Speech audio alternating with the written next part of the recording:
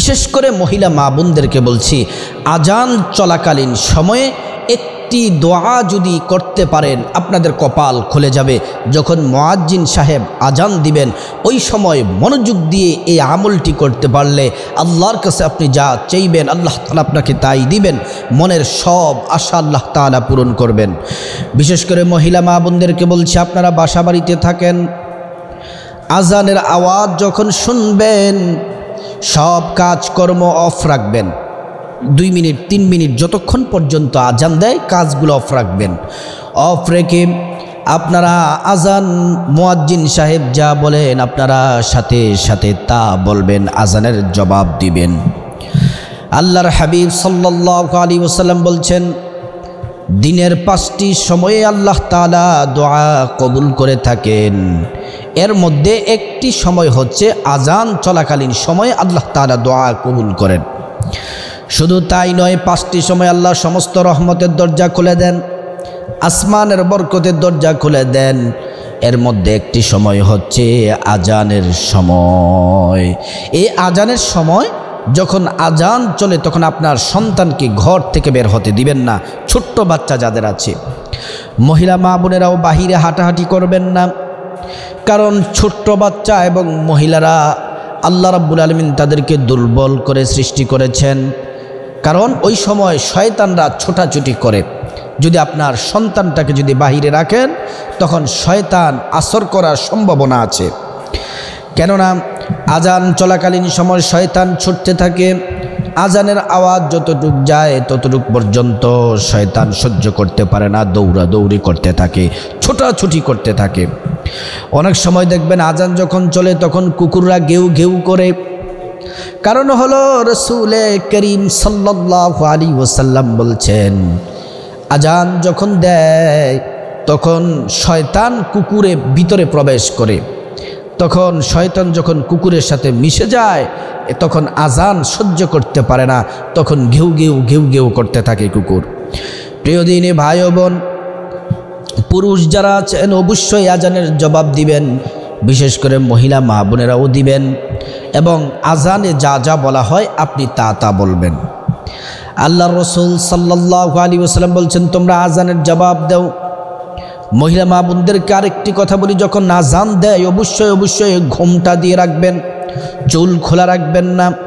এই সময় আপনি আপনার ওড়না দিয়ে হোক আর হিজাব দিয়ে হোক আপনি ঘোমটা দিয়ে থাকবেন, ওড়না মাথায় পরে রাখবেন অথবা হিজাব করে রাখবেন। আল্লাহ রাসূল বলছেন, আজান শেষ হওয়ার পর থেকে নামাজ পড়া পর্যন্ত এই মধ্য সময়টা আল্লাহ তাআলা দোয়া কবুল করে থাকেন। আপনি যদি টাকা পয়সার দরকার হয়, ধন সম্পদের যদি দরকার হয়, আপনার যদি ক্ষমতার দরকার হয়, আপনার যত চাওয়া আছে আল্লাহর কাছে যদি একটি একটি করে চাইতে পারেন আর আল্লাহর প্রতি যদি পূর্ণ বিশ্বাস রাখতে পারেন, উদুল্লাহ ওয়া আনতুম মুকিনুনা বিল ইজাব, আল্লাহর প্রতি যদি আপনি পূর্ণ ইয়াকিন বিশ্বাস যদি রাখতে পারেন, আল্লাহ রাব্বুল আলামিন আপনার সব চাওয়াগুলো পূরণ করবেন, মনের আশাগুলো পূরণ করবেন। আল্লাহর কাছে আপনি যা চাইবেন আল্লাহ তাআলা আপনাকে তাই দিবেন।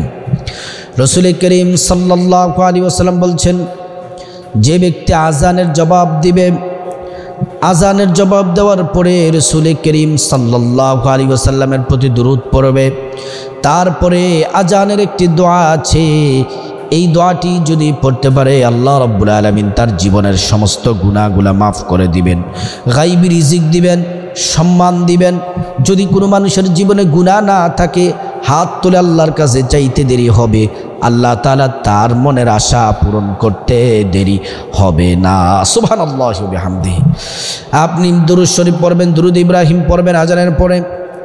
দোয়াটি আমি বলে দিচ্ছি, আল্লাহুম্মা رب هذه الدعوة التامة والصلاة القائمة آت محمدا الوسيلة والفضيلة والدرجة الرفيعة وبعثه مقاما محمودا الذي وعدته وارزقنا شفاعته يوم القيامة إنك لا تخلف الميعاد।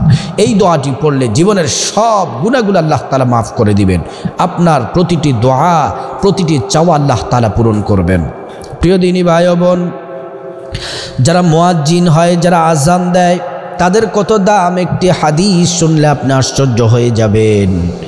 হাশরের ময়দানে কোটি কোটি কোটি কোটি মানুষ উঠবে, সমস্ত মানুষগুলা উঠবে হাশরের মাঠে।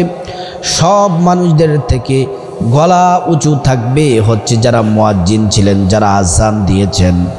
রাসূল করিম সাল্লাল্লাহু আলাইহি ওয়াসাল্লাম জিজ্ঞাসা করবেন, ইয়া রাব্বাল আলামিন, সবার গলার উঁচু চেয়ে তাদের গলাটা এত উঁচু কেন? আল্লাহ তাআলা বলবেন, হাবিব, তারা মুয়াজ্জিন ছিলেন, তারা আজান দিতেন। আল্লাহ বলবেন, হাবিব, আজকের দিনে তাদেরকে ক্ষমা করে দেওয়া হলো, তাদের জন্য আমার জান্নাতের দরজাগুলা খোলা রয়েছে। সুবহানাল্লাহি ওয়া বিহামদি। এজন্য আজান আল্লাহ তাআলা তাদের সম্মান আর মর্যাদা বাড়িয়ে দেন।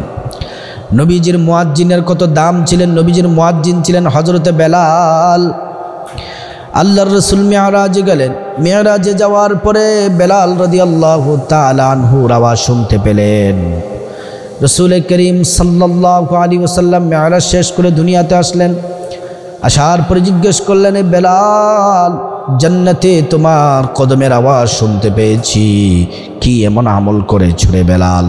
বেলাল রাদিয়াল্লাহু আনহু বললেন, ইয়া রাসূলুল্লাহ, আপনি যা বলেন তাই আমল করি, আপনার কথার বাহিরে কোনো আমল করি না।